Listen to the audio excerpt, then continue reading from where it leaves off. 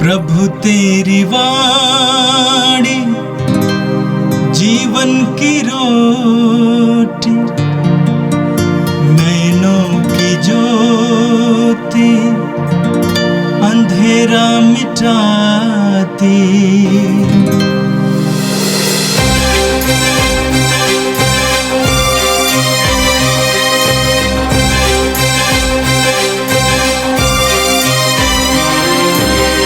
प्रभु तेरी वाणी जीवन की रोटी, नैनों की ज्योति अंधेरा मिटाती। प्रभु तेरी वाणी जीवन की रोटी, नैनों की ज्योति अंधेरा मिटाती। वाणी वाणी वाणी वाणी वाणी पवित्र है, शाश्वत है, जीवन का मन्ना है। 22 सितंबर सोमवार। पहला पाठ नबी एज्रा का ग्रंथ, अध्याय 1 पद संख्या 1 से 6 तक।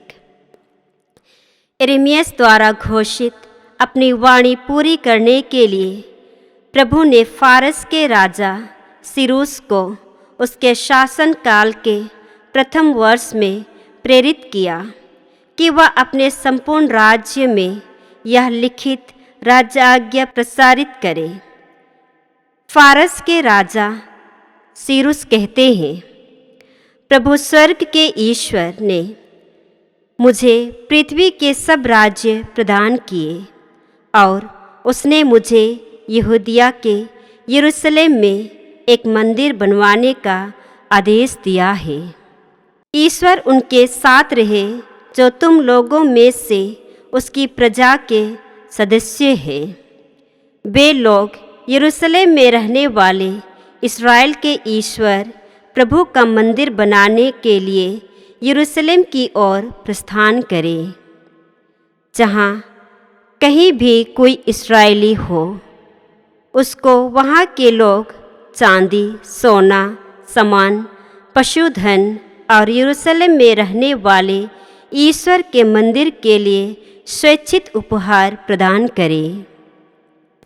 तब यूदा और बेन्यामीन के परिवारों के अध्यक्ष, याजक और लेवी, वे सब लोग जिन्हें ईश्वर से यह प्रेरणा मिली, यरूशलेम में रहने वाले प्रभु का मंदिर बनवाने के लिए लौटने की तैयारियां करने लगे।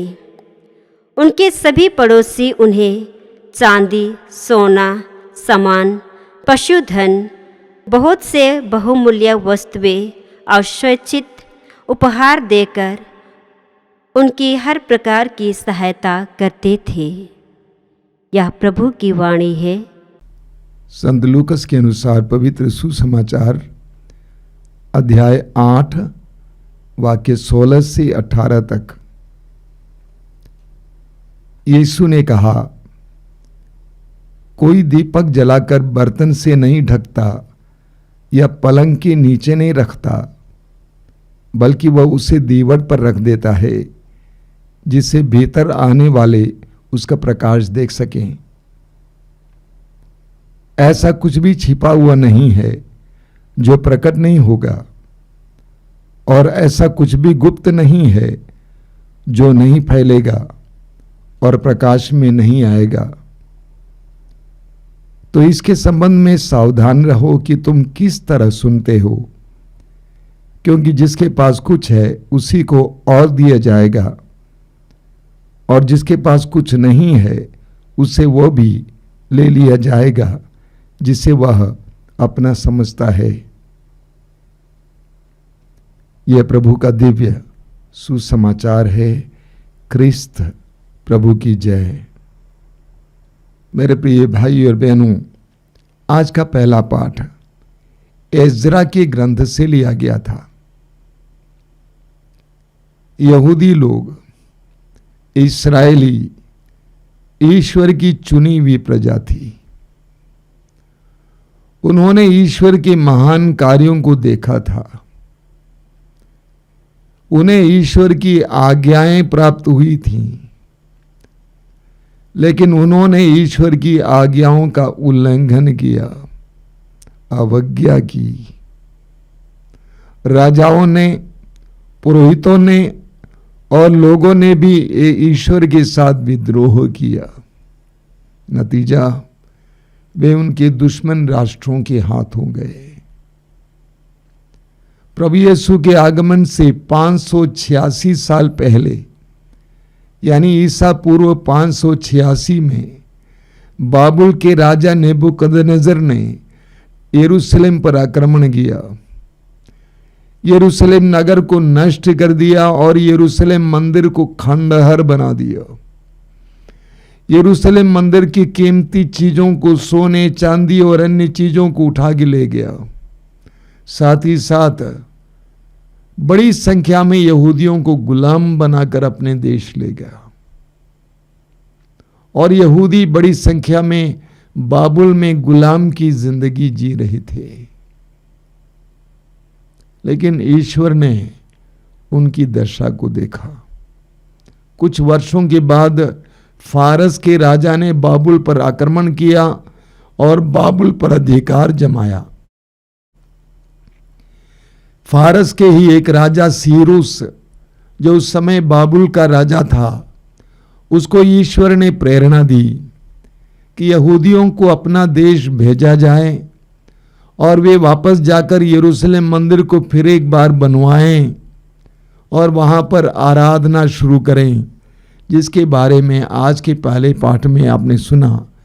बहुत ही सुंदर और शुभ समाचार था।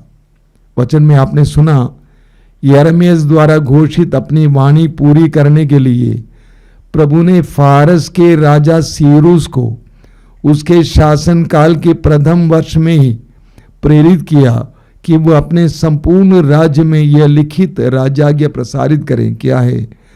फारस के राजा सीरूस कहते हैं, प्रभु स्वर्ग के ईश्वर ने मुझे पृथ्वी के सब राज्य प्रदान किए और उसने मुझे यहूदियों के यरूशलेम में एक मंदिर बनवाने का आदेश दिया है। ईश्वर उनके साथ रहे जो तुम लोगों में उसकी प्रजा के सदस्य हैं। वे लोग यरूशलेम में रहने वाले ईश्वर, इस्राएल के ईश्वर प्रभु का मंदिर बनाने के लिए यरूशलेम की ओर प्रस्थान करें। जहां कहीं कोई इस्राएली हो, उसको वहां के लोग चांदी, सोना, सामान, पशुधन और यरूशलेम में रहने वाले ईश्वर के मंदिर के लिए स्वेच्छित उपहार प्रदान करें। तब यूदा और बेन्यामीन के परिवारों के अध्यक्ष, याजक और लेवी, वे सब लोग जिन्हें ईश्वर से यह प्रेरणा मिली यरूशलेम में रहने वाले प्रभु का मंदिर बनवाने के लिए लौटने की तैयारियां करने लगे। उनके सभी पड़ोसी उन्हें चांदी, सोना, सामान, पशुधन, बहुत सी बहुमूल्य वस्तुएं और स्वेच्छित उपहार देकर उनकी हर प्रकार की सहायता करते थे। देखा आपने, इसको चमत्कार कहते हैं। इसको चमत्कार कहते हैं, इसको ईश्वर का हस्तक्षेप कहते हैं। जो यहूदी गुलाम की तरह बाबुल में रह रहे थे, उन्होंने कभी नहीं सोचा था कि वे अपने घर वापस लौटेंगे। उन्होंने कभी नहीं सोचा था कि हमारा मंदिर फिर बन जाएगा। लेकिन ईश्वर ने वहां पर हस्तक्षेप किया। ईश्वर ने एक चमत्कार दिखाया। क्या संदेश दिया जाता है हमें? संदेश यह है कि ईश्वर अपनी प्रजा को कभी भूलता नहीं है। हम ईश्वर को कितना ही भूल जाएं, हम ईश्वर से कितने ही दूर चले जाएं, ईश्वर हमें भूलता नहीं है। इस्यास नबी के ग्रंथ की अध्याय 54 वाक्य 10 में प्रभु कहते हैं, चाहे पहाड़ टल जाएं, पहाड़ियां डावाडोल हो जाएं, किंतु तेरे प्रति मेरा प्रेम नहीं टलेगा और तेरे लिए मेरा शांति विधान डावाडोल नहीं होगा। हम ईश्वर की अवज्ञा करें, ईश्वर से विद्रोह करें, लेकिन ईश्वर हमारे साथ वैसा नहीं करता है। उड़ाव पुत्र ने अपनी इच्छा से संपत्ति का अपना हिस्सा लिया और परदेश चला गया, और वहां पर वेश्याओं और बुराइयों में सारा कुछ खत्म किया। उसके बाद वापस लौटने पर उसने कभी नहीं सोचा कि मेरा पिता मुझे अपने पुत्र के रूप में स्वीकार कर लेगा, लेकिन पिता ने उसे स्वीकार किया, गले से लगाया। ये ईश्वर है। निर्गमन ग्रंथ के अध्याय 3 वाक्य 7 में हम पढ़ते हैं, जब इस्राएली जनता मिस्र में रह रही थी, जब इस्राएली जनता मिस्र में रह रही थी और उस समय उनके ऊपर अत्याचार चल रहा था, ईश्वर कहता है कि मैंने अपनी जनता की पुकार सुन ली है, मैंने उनकी दयनीय दशा देखी है। बाइबल में जिस ईश्वर के बारे में कहा गया है वह पुकार सुनने वाला ईश्वर है। इस्राएलियों ने, यहूदियों ने ईश्वर के आदेश का उल्लंघन किया, ईश्वर से विद्रोह किया, जिसका परिणाम स्वरूप वे परदेश बाबुल गुलाम की तरह ले जाए गए। लेकिन ईश्वर का प्रेम मिटता नहीं है, घटता नहीं है। यूहन्ना के सुसमाचार के अध्याय 3 वाक्य 16 में हम पढ़ते हैं, ईश्वर ने संसार से इतना प्यार किया कि उसने उसके लिए अपने इकलौते पुत्र को अर्पित किया, जिससे जो भी उसमें विश्वास करे उसका सर्वनाश ना हो, बल्कि उसे अनंत जीवन मिले। ईश्वर का प्रेम हमारे पाप के कारण घटता नहीं है, बढ़ता है। ईश्वर ने यहूदियों के साथ यही किया, इस्राएलियों के साथ यही किया, और ईश्वर हमारे साथ भी यही करेगा। और आज का सुसमाचार लूकस के सुसमाचार की अध्याय 8 से लिया गया था। हम संत यूहन्ना के सुसमाचार के अध्याय 8 उसके वाक्य 12 में पढ़ते हैं। प्रभु यीशु कहते हैं, मैं संसार की ज्योति हूं। यीशु इस संसार में ज्योति बनकर आए, प्रकाश लेकर आए। और मत्ती के सुसमाचार के अध्याय 5 वाक्य 14 में प्रभु यीशु कहते हैं, तुम संसार की ज्योति हो,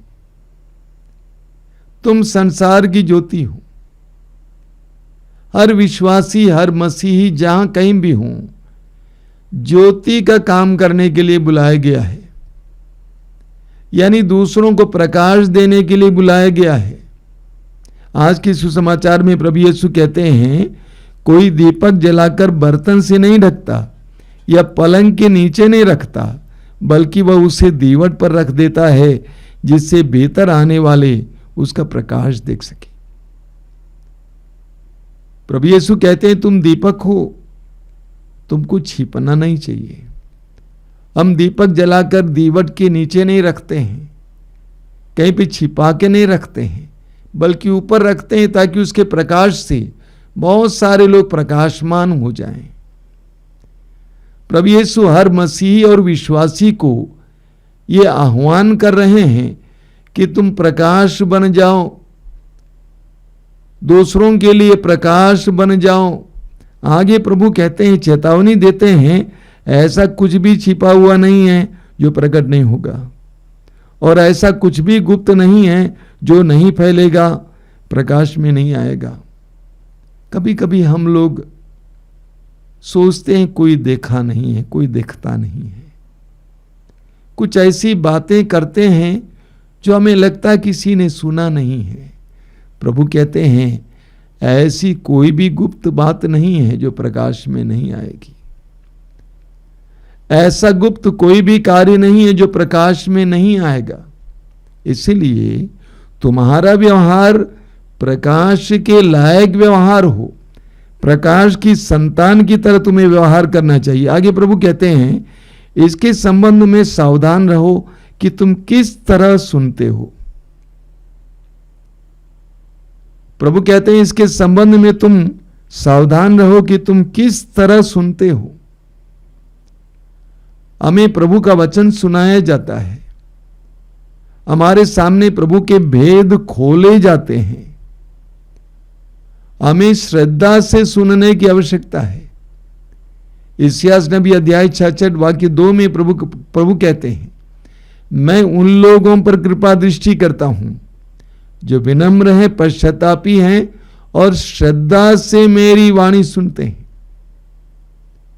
अगर हम श्रद्धा से प्रभु की वाणी को नहीं सुनते हैं, प्रभु के भेदों को नहीं सुनते हैं, तो हमें उसे खोना पड़ेगा और जो हमारे पास है वो भी ले लिया जाएगा। प्रभु यीशु आज के वचन में कहते हैं, प्रभु कहते हैं, स्पष्ट शब्दों में कहते हैं कि जिसके पास कुछ है उसी को और दिया जाएगा और जिसके पास कुछ नहीं है उससे वो भी ले लिया जाएगा जिससे वो अपना समझता है।